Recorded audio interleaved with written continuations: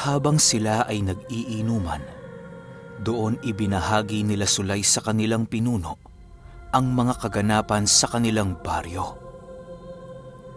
Sulay, kumusta ang mga supling ng ating mga kababaihan? Tanong ni Gonzalo.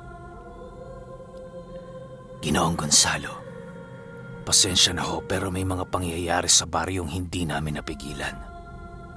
Ang iilan sa ating mga kasama ay napilitang bumukod na dahil sa kawalan ng pinuno sa ating baryo. Ang natitira na lamang sa lugar na yon ay ako, si Mirno, at ang iba pang masugid mong tagasunod. Konti na lamang ang bilang natin, Ginoo, kung kaya't hindi na natin matatawag na baryo ang lugar na ating tinitirahan. Sagot naman ni Sulay. Kaya nga ho, Ginoong Gonzalo, kinakailangan ho munang manatili kayo sa baryo kung nais niyong muling maibalik ang lakas ng ating angkan. Dagdag naman ni Mirno. Nang marinig ito ni Gonzalo, pinili niyang uminom na muna ng tuba upang pag-isipan ang kanyang mga susunod na sasabihin. Ilang minuto pa ang lumipas, nagtanong si Gonzalo ng, Siya nga pala, Sulay. Nandyan pa rin ba ang kuraret sa bundok? Oh, Ginoong Gonzalo, noong makalawa na silaya namin itong humihila ng kanyang kariton pababa ng baryo. Hindi na namin ito sinundan dahil sa marami din naman kaming mga gawain. Sagot naman ni Sulay. Ganun ba? Sige, bukas ng gabi samahan niyo ako sa tahanan niya. Meron kasi akong pakay sa kanya sa mga susunod na araw. Sagot naman ni Gonzalo. Ilang oras pa ang lumipas, tuluyan na ngang natapos ang kanilang inuman. Dahil sa pagod na pagod noon si Samuel, kung kaya't agaran din naman itong nakatulog sa kanyang inuupuan. Hindi na ito piniling gisingin ni Gonzalo dahil sa alam niyang maaga pa ito kinabukasan. Matapos nilang makapag-usap nila Sulay, agad din naman itong nagpaalam sa kanya upang bumalik na sa kanilang baryo. Kinaumagahan, pinili ni Gonzalong umaktong normal sa harap ng kanyang mag-ina. Sa pag-alis ni Samuel sa kanila, ay pinabaunan niya ito ng mga pagkain at gamit para sa kanyang paglalakbay. Samuel, babalitaan na lamang kita sa kung ano ang makikita ko sa lugar na yon. Huwag kang mag-alala, makakabalik ako sa loob ng 3 linggo. Paalam, Samuel, naway mag-iingat ka. Hanggang sa muli nating pagkikita, aking kaibigan. Wika ni Gonzalo habang yumayakap kay Samuel. Matapos nilang makapagpaalam sa bawat isa, agaran din namang lumuwas ng ulutanga si Samuel. Medyo malayo-layo pa kasi noon ang kanyang lalakbayin, kung kaya't kailangan niyang umalis ng mas maaga. Nang tuluyan ng makaalis si Samuel, agad din namang ginawa ni Gonzalo ang kanyang mga nakasanayang trabaho. Kasama niya noon si Nognog habang siya ay nagtitiak ng puno. Ilang oras pa lamang noon ang lumipas, biglang merong bumisitang panauhin sa pamamahay ni Gonzalo. Kababaryo nila yon sa ulutanga at para bang meron itong kailangan sa kanya. Nang maramdaman niyang meron itong pakay, pinili niyang palapitan ito kay Nognog.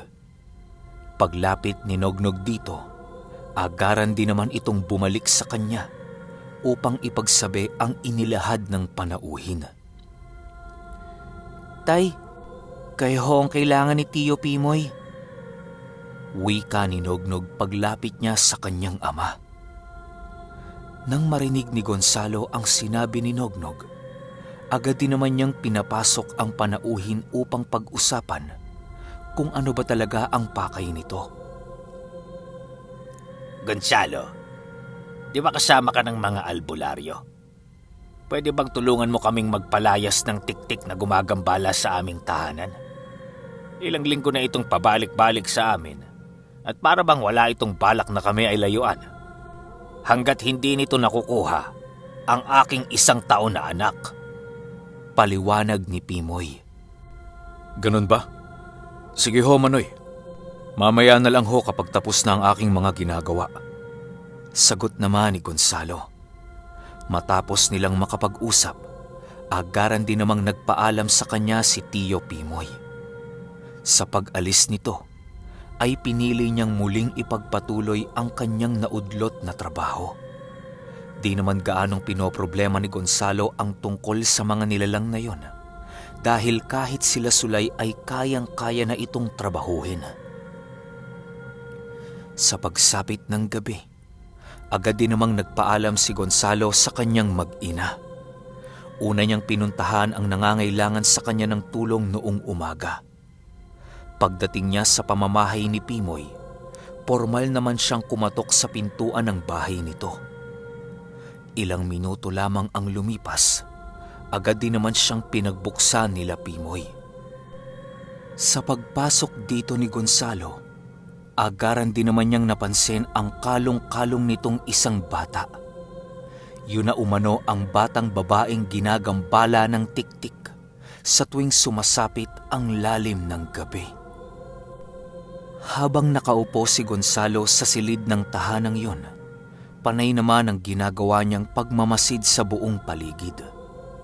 Matapos niyang bigyan ito ng pangontra, agaran din naman siyang nagpaalam na uuwi na. Ilang oras pa ang lumipas, pinili ni Gonzalong magmasid sa pamamahay ni Pimoy. Minuto lamang noon ang kanyang ginugol sa paghihintay nang tuluyang masipat niya ang tiktik sa paligid. Nasa anyo ito ng ibon na halos kasing laki na ng isang baboy. Sa pagsilay dito ni Gonzalo, pinili niyang lumapit sa bahay ni Pimoy upang magawa siyang mapansin ng tiktik. Sa paglapit niya sa bahay, doon na nga siya nakita ng nilalang na siyang agaran din namang nakaamoy ng kanyang pagiging aswang. Ilang minuto pa ang lumipas, dahan-dahan na ngang nag-anyong tao ang nilalang na yon. Sa paglapit nito kay Gonzalo, ay pangisi-ngisi pa ito na para bang nagagalak itong makakita ng isang gabunan. Magandang gabi, gabunan. Maaari bang malaman kung anong pakay mo sa aking mga binibiktima? Wika ng isang lalaki. Nang marinig ito ni Gonzalo, agad din naman siyang napalingon sa kinaroroonan ng lalaking yon. Alam niya na yun na ang tiktik, kung kaya't pinili niyang maging mahinahon. Sa paglapit niya sa nilalang, doon niya napagtantong nagdadala ito ng napakasangsang na amoy sa buong paligid.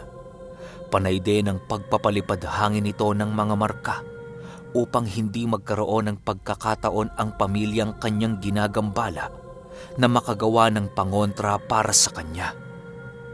Nang medyo makalapit na ang nilalang na yon kay Gonzalo, agaran din naman niya itong nilapitan at walang pag-aatubiling sinunggaban. Dahil sa kanyang ginawa, halos manlaki ang mga mata ng tiktik nang tuluyan na siyang mapahiga sa lupa. Bakit, gabunan? Ano ang aking kasalanan sa'yo? Tanong ng tiktik. Dahil sa sinabi ng nilalang, ay mas lalo pang uminit ang ulo ni Gonzalo. Hindi na niya magawang makasagot pa sa sinabi nito, sa kadahilan ng tuluyan ng nabalot ng galit ang kanyang puso. Sa dinami-rami kasi ng kanyang nais gawin, ay nagawa pang makisawsaw ng tiktik sa oras na kanyang gugugulin. Habang sila ay nakahiga sa lupa, dahan-dahang binunot ni Gonzalo ang tabak ni Mapulon. Nang masipat ito ng nilalang, agaran din naman itong naghanap ng pagkakataon upang makatakas sa kamay ni Gonzalo. Dahil sa hindi pa noon anyong demonyo si Gonzalo, kung kaya't napakadali sa nilalang ang ibalibag siya sa kanyang kinauupuan. Nang tuluyan na itong makatakas, dali-dali rin naman itong kumaripas ng takbo upang makalayo kay Gonzalo. Habang ito ay tumatakbo, patuloy naman ang ginagawa niyang paghabol sa nilalang. Sa pagtakbo noon ni Gonzalo ay ang dahan-dahan naman niyang pagpapalit ng anyo. Nang tuluyan na siyang nakapagpalit ng anyo, kisap mata lang noon ang pagitan nang tuluyan na niyang nahabol ang nilalang. Demonyo ka! Sinabi ko sa iyo huwag mong sasayangin ang oras ko! Marami pa akong mga bagay na dapat gawin, pero nagawa pa kitang unahin! Gigil na sigaw ni Gonzalo sa nilalang. Matapos niyang makapagsalita, walang sabi-sabi, agaran niya itong inundaya ng tabak ni Mapulon upang tuluyan na itong kitila ng buhay. Nang tuluyan ng makatarak sa katawan nito ang tabak ng diwata, ay wala na itong nagawa kung hindi harapin ang kanyang kamatayan. Nang masipat ni Gonzalong wala na itong buhay, agaran din naman niya itong pinasan upang ialay sa kanyang kaibigan. Pagdating niya sa paanan ng bundok ng kanilang baryo, pinili niyang tawagin sila Sulay upang makasama niya sa pagtungo sa tahanan ng mamumugot ng ulo. Ilang minuto lamang ang lumipas, tuluyan na ngang narating nila Gonzalo ang kinaroroonan ng kuraret. Nadatnan nila itong nagpapatalim ng kanyang palakol habang merong tinatadtad na bangkay ng tao. Magandang gabi, Pinunong Gonzalo. Ano ho ang kailangan ninyo?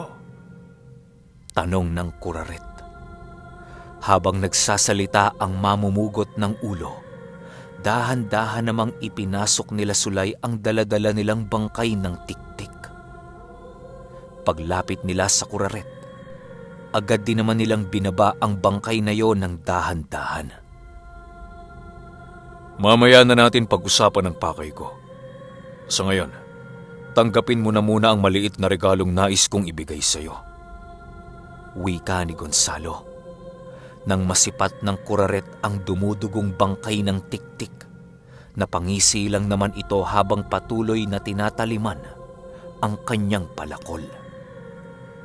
Ilang minuto pa ang lumipas, agaran din naman niyang pinugutan ito ng ulo upang iimbak.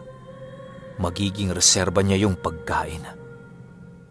Matapos niya itong gawin, dahan-dahan namang lumapit sa kanya si Gonzalo nang hindi kumikibo. Alam ng kuraret na hindi madali ang ipapagawa nito, kung kaya't pinili niyang makinig ng maigi. Kaibigan, naging kasangga kita ng mahabang panahon. Meron sana akong ipapakiusap sa iyo ngayon na isang napaka-importanteng bagay. Ayoko nang pahabain pa ang ating usapan dahil importante ang bawat oras na nasasayang. Nais kong dalhin mo ako sa lugar ng mga itim na engkanto. Pupuntahan natin ang tanawang naroon sa lugar na yon upang iligtas ang tiyuhin ko. Alam kong kayang-kaya mong maglakbay sa iba't ibang dimensyon, kung kaya't ikaw ang nilalang na inaasahan ko na makakatulong sa akin. Wika ni Gonzalo. Dahil sa kanyang mga sinabi, ay maging sila Sulay noon ay natigilan sa kanilang ginagawa. Halos hindi kasi sila noon makapaniwala na kasalukuyang nadakip ng mga engkanto si Pio Carpio. Nang marinig ng kuraret ang kanyang sinabi, dahan-dahan din naman itong tumayo at lumapit sa kanya. Alam mong marami kang isusugal sa iyong gagawin. Nakahanda ka bang bayaran ng pagkakamaling iyong magagawa sa lugar na yon? Pag-isipan mo ito ng mabuti, Pinunong Gonzalo. Dahil sa oras na naroon na tayo sa mundo ng mga itim na engkanto, ay hindi na natin magagawa pang umatras. Sagot naman ng kuraret. Nang marinig ni Gonzalo ang sinabi nito, pinili niyang pag-isipan ng maigi ang kanilang gagawin. Kahit alam niyang merong dugo ng itim na engkanto ang kuraret, hindi pa rin siya maaaring maging panatag sa kanilang gagawing paglalakbay. Napakarami din kasi sa mundong yon ng mga nilalang na hindi hamak na mas malakas sa kanila pagdating sa kahit na anong uri ng pakikipaglaban. Ilang oras pa ang lumipas, sinang-ayunan na ni Gonzalo ang kanyang plano. Kahit ano kasing pag-iisip niya noon sa kanyang pamilya, ay mas nangingibabaw pa rin ang kanyang pagnanais na mailigtas ang kanyang tiyuhin. Dahil sa kanyang mga desisyon, kung kaya't pinili ng Kuraret na ihanda ang kanilang paglalakbay. Sulay, kayo na ang bahala sa mag-ina ko. Sabihin mo sa kanila, huli na itong pag-alis ko ngayon. Palang araw, magkakaroon din ng katahimikan ng aming mga buhay. Pakisabi na rin sa asawa ko na walang araw at walang lugar na hindi ko siya naisip. Paalam ni Gonzalo sa kanyang kaibigan. Dahil sa kanyang mga sinabi, ay napatangulang naman noon sila Sulay habang sila ay tinititigan. Sa pagtayo ng Kuraret, dahan-dahan itong pumasok sa kanyang pamamahay upang kunin ang susi sa tanawang nilalagusan ng mga itim na engkanto. Minuto lamang noon ang lumipas nang lumabas ang Kuraret na merong daladalang isang itim na bato. Agaran niya itong inilagay sa lupa habang merong inuusal. Matapos niya itong gawin, biglang nasipat ni Gonzalo ang pangingitim ng lupa sa paligid at pagkamatay ng mga halamang kanyang nasisilayan. Maging sila Sulay noon ay halos hindi magawang makapagsalita dahil sa pagkagulat. Nang masipat ni Gonzalo ang paglitaw ng uka sa lupa, doon na niya napagtanto na yon ang kanilang daraanan patungo sa mundo ng mga engkanto. Walang sabi-sabi, agaran niyang pinasok ang lagusang yon ng walang pagdadalawang isip. Hindi na rin noon nagawang makapagpaalam ni Gonzalo dahil sa bilis ng mga pangyayari. Matapos niyang pumasok sa lagusan, agad din namang sumunod ang Kuraret. Hila-hila ang kanyang kariton. Sa pagpasok ni Gonzalo sa lagusan, doon niya naramdaman ang kakaibang presensyang bumabalot sa kanyang katawan habang sila ay palutang-lutang sa kawalan. Pagsipat ni Gonzalo sa kanyang likuran, doon niya nasilayan ang mamumugot ng ulo na nagmamadaling tumatakbo papalapit sa kanyang kinaroroonan. Ginoong Gonzalo, sumakay ho muna kayo sa kariton upang hindi kayo makita ng mga engkantong taglugar. Hayaan niyong akong kumausap sa mga ito dahil alam ko ang kalakaran sa mundo ng mga itim na engkanto. Wika ng Kuraret. Nang marinig ito ni Gonzalo, tumangulang naman ito at dali-daling pumasok sa kariton. Ilang oras lamang noon ang lumipas at tuluyan na nga silang nakarating sa nais nilang puntahan. Sa paglitaw nila sa isang uka ng lupa, doon ay bumungad sa kanila ang iba't ibang engkantong naninirahan sa lupain. Habang nakakubli noon si Gonzalo, rinig na rinig niya ang pakikipag-usap ng Kuraret sa mga nilalang sa paligid. Gumagamit ito ng ibang lengguwahe na halos ang iilan sa mga ito ay hindi niya gaanong maunawaan. Ang tanging nauunawaan lang doon ni Gonzalo ay ang pananakot ng mamumugot ulo sa mga engkanto. Matapos nitong makipag-usap sa mga engkantong nasa paligid, agad din naman itong hinila ang kanyang kariton upang umpisahan ang kanyang paglalakbay. Nang tuluyan na silang makalayo sa lugar, doon ay nagwika ang Kuraret ng, Makakalabas na ho kayo, Ginoong Gonzalo. Pasensya na ho kayo dahil natagala ng pagtago ninyo sa karitong hila-hila ko. Kasabay ng pagwika nito ay ang agaran din namang paglabas ni Gonzalo. Pagsilay niya sa lugar na kanilang kinaroroonan, biglang nabalot ng ngiti ang kanyang mga labi. Alam niyang naroon na nga sila sa mundong minsan nilang pinuntahan nila Pio Carpio.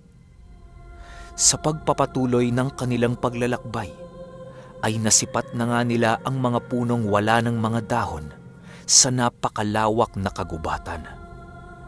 Ayon sa kanyang kasama, na ang kagubatang kanilang nakikita doon ay ang pinamamahayan ng iba't ibang nilalang na naninirahan sa lupain ng mga itim na engkanto. Karaniwang makikita sa lugar na yon ay ang mga marindaga at mga markupo. Meron ding nasisilayang mga galang kaluluwa sa lugar ng mga taong minsang nadapo sa lugar. May mga balbal din umano sa paligid na merong kalahating dugo ng mga daluk. Para sa mga hindi nakakaalam, ang daluk ay isang uri ng mga engkanto na karaniwang namamahay sa katawan ng tao. Isa itong napakaliit na engkanto na kung saan nakakaya nitong mag-anyong tao. Kadalasan sa mga daluk ay merong dalawang maliliit na kagat na maihahalin tulad mo sa isang alimango. Meron din itong salanggam na mga paa na halos kasing laki lang ng mga daliri ng tao. Parang pusa lang ang laki nito kapag nasa orihinal niya itong kaanyuan. Meron din itong matatalas na mga kuko at mukhang maihahalin tulad mo sa isang pagong. Dagdag pa ng mamumugot ng ulo na kaya nagkakaroon ng dugo ng daluk ang mga nilalang kagaya ng balbal dahil sa pagkakaroon nito ng relasyon sa taong pinamamahayan ng ganoong uri ng mga nilalang. Kapag ang balbal ay nagkaroon ng dugo ng daluk, ay makakaya na nitong kumain ng mga nilalang na merong buhay. Mas triple din ang lakas nila sa normal na mga balbal pagdating sa kahit na anong uri ng kombate at karunungan. Sa pagpapatuloy ng kanilang paglalakad, ay halos napakarami ng nasilayan ni Gonzalong iba't ibang uri ng mga engkanto na nasa panig ng kaliwa. Lahat naman ng nasisilayan nila sa lugar na yon ay naipapaliwanag ng kuraret ng walang kahirap-hirap. Sa pagpapatuloy ng kwento, ay ang pagdating nila Gonzalo sa lugar na kinaroroonan ni Pio Carpio. Okay, alam na. Ito yung hinihintay ko kasi hindi natin alam kung talaga bang namatay si Pio Carpio, di ba? So, kita-kits tayo sa next ep. Salamat.